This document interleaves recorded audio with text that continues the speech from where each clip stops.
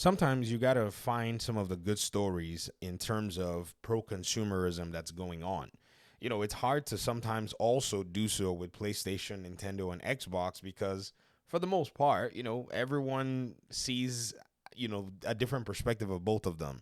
If you like one, you might see the other in a different light, and so on and so forth. But hey, by and large, I guess we can talk about Steam today. Their videos are usually short, and whenever you hear Steam, it's usually a lot more pro consumer in regards to what they do.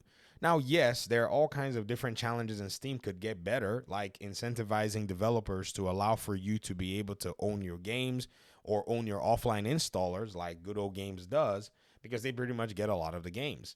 I saw this post here on Twitter. Somebody tagged it, and the account is Moriarty. And this person says one of the most customer friendly moves of the decade. Steam now will require games that offer a season pass to list exactly what will be included and release dates, and if DLC is not delivered, then a partial refund for the unreleased DLC. That is fantastic. Apparently, this is definitely something that does, in my opinion, anyways, signal that, hey, man, this is a platform where you, as the consumer, can come out here and get stuff going. Season passes, according to this particular notification, are a purchasable item of DLC with the promise of future content to be delivered to those customers, either as a separate DLC release or as additional content unlocked within the base game.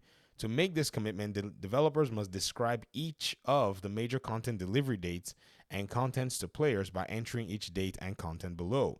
Use the general, in quote, about this DLC section above to describe the season pass in general, while using the content delivery dates below to specific individuals' content releases.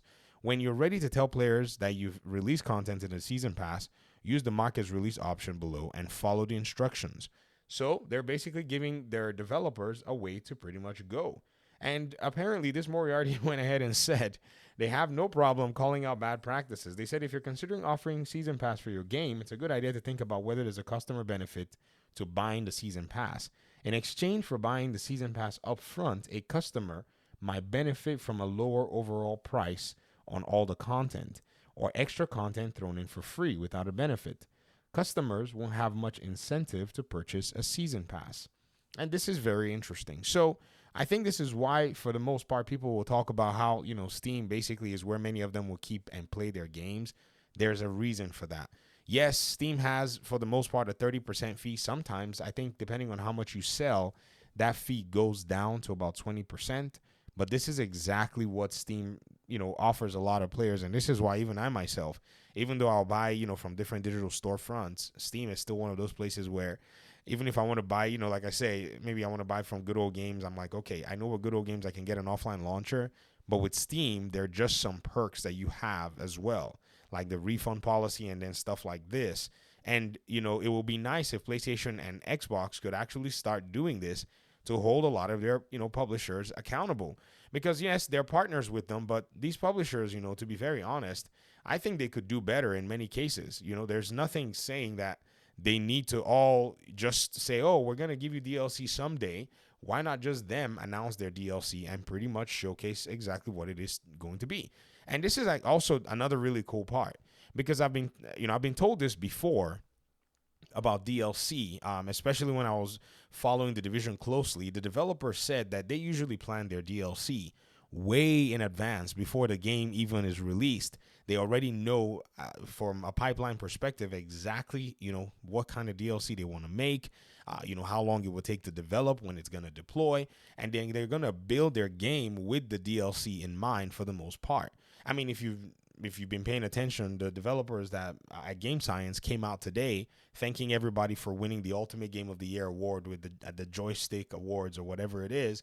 And they said, stay tuned, that by December there was going to be a surprise for people who, were playing Black Myth Wukong. So people are saying it could be DLC. People are saying it could be an expansion, or it could be extra content.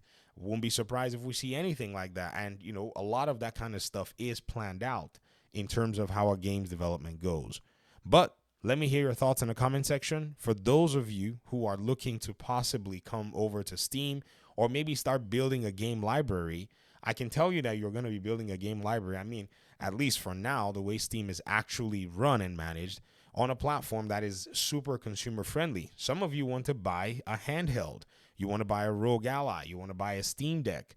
You can buy a Steam Deck with that level of, just peace of mind that if you pick up a game, you hate the game, you could just say, well, I've played it within the, under the 2 hour mark or under 30 minutes. I didn't like it.